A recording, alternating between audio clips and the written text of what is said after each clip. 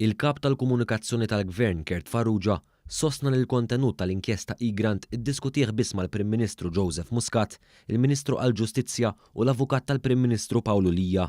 Is-Sur Farrugia għal dan waqt li kien qiegħed jixed fil-kawża li fetaħ il-kap nazzjonalista Adrian Delija kontra l-Avukat Ġenerali biex ikollu kopja sħiħa tal-inkjesta.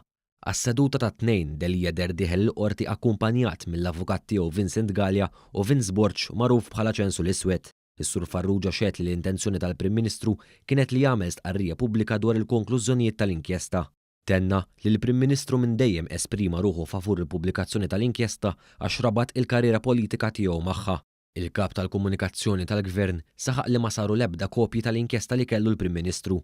Spjega li minħabba n-nuqqas ta' ħin huwa ffoka biss fuq il-konklużjonijiet tal-inkjesta li kienu ċari u skjetti u ħarġu li l-istorja dwar l-Igrant kienet fabbrikazzjoni mill-bidu sal-aħħar. Fix-xhieda tiegħu Farrugia tenna li ħadd ma talbu biex jara l-kontenut tal-inkjesta b'mod sħiħ. Mistoqsi jekk baċċ l-inkjesta lil xi ħadd ieħor, Farrugia kien skjetti u jieġeb li meta jagħtih xi ħaġa l-Prim Ministru ma jxerridix ma' ħadd ieħor. Intant b'reazzjoni għal dikjerazzjoni tal-kap nazzjonalista dwar żbilanċ politiku, il-Partit Laburista qal li jekk hemm xi ħaġa surreali huma l-kummenti tal-kap tal-Oppożizzjoni brabta mar-rapport tal-inkjesta Igrant.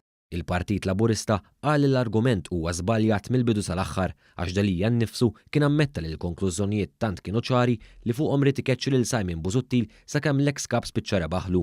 Fuq kollox saħaq li l-ikbar żbilanċ politiku mhux Delija sofrih.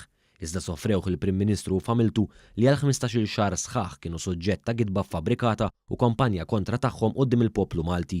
Kampanja li Delija għamilha tiegħu meta ħalla bħala deputat tiegħu lil min kien protagonist tagħha, temm jgħid il-Partit Laburista.